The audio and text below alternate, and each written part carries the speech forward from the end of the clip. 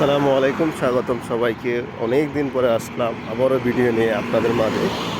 আজকে সৌদি আরব একটা জিনিস দেখাবো আপনাদেরকে।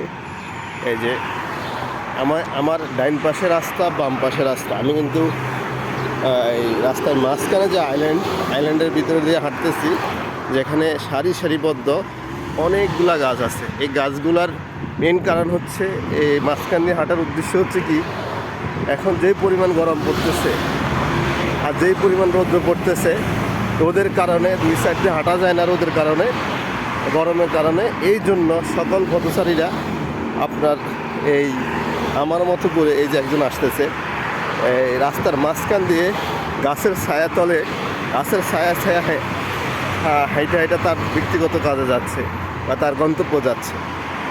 যাই হোক, এই হচ্ছে পরিস্থিতি। প্রচুর পরিমাণ গরম, যার কারণে আমি আপনাদেরকে এই সাইডটা একটু দেখাই। এই সাইডে প্রচুর পরিমাণ গরম। দেখেন গাছের ছায়া যতটুকু পড়ছে ততটুকু শান্তি।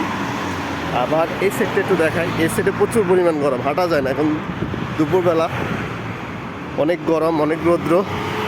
যাই হোক, রাস্তার মাঝখানে গাছ থাকার কারণে গাছগুলোর ছায়া মানুষ অন্তত একটু স্বস্তি পায়।